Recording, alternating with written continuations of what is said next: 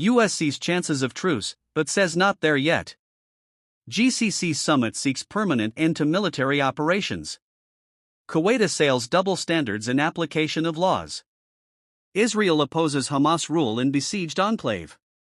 Cairo, Hamas leaders held talks with Egyptian security officials on Sunday in a fresh push for a ceasefire in the Gaza conflict, two Hamas sources said. Israeli Prime Minister Benjamin Netanyahu was set to convene his security cabinet on the matter, two Israeli officials said. The Hamas visit to Cairo was the first since the U.S. announced it would revive efforts in collaboration with Qatar, Egypt, and Turkey to negotiate a ceasefire that would include a prisoner deal. White House National Security Advisor Jake Sullivan said he thought the chances of a ceasefire and prisoner deal in Gaza were now more likely. Hamas are isolated. Hezbollah is no longer fighting with them, and their backers in Iran and elsewhere are preoccupied with other conflicts, he told CNN on Sunday. So I think we may have a chance to make progress, but I'm not going to predict exactly when it will happen. We've come so close so many times and not gotten across the finish line. He said White House is working on the ceasefire and prisoners swap deal but is not there yet. We are working actively to try to make it happen. We are engaged deeply with the key players in the region, and there is activity even today, said Sullivan told NBC.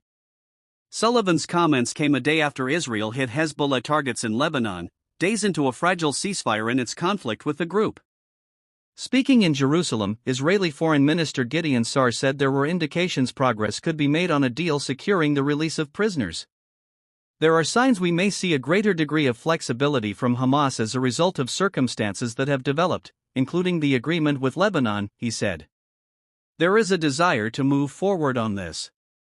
I hope it can progress. We are committed to the return of the hostages. It's a responsibility we must uphold. Sa'ar asserted, however, that Hamas cannot be allowed to continue to rule Gaza. GCC meeting.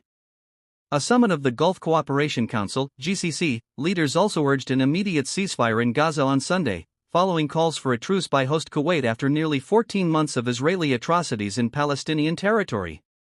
In the final statement of the summit, the six-member body called for an immediate and permanent cessation of Israeli fire and military operations as well as the delivery of all humanitarian and relief aid and basic needs to the residents of Gaza.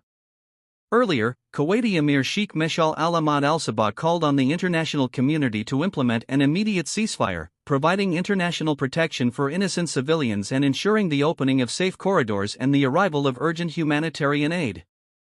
The summit was also attended by Qatar's Emir Sheikh Tamim bin Hamad Al Thani, Saudi Crown Prince Mohammed bin Salman, UAE Vice President Sheikh Mansour bin Zayed Al Nahyan, Bahraini Crown Prince Salman bin Hamad Al Khalifa, and Oman's Deputy Prime Minister Fahd bin Mahmoud Al Said.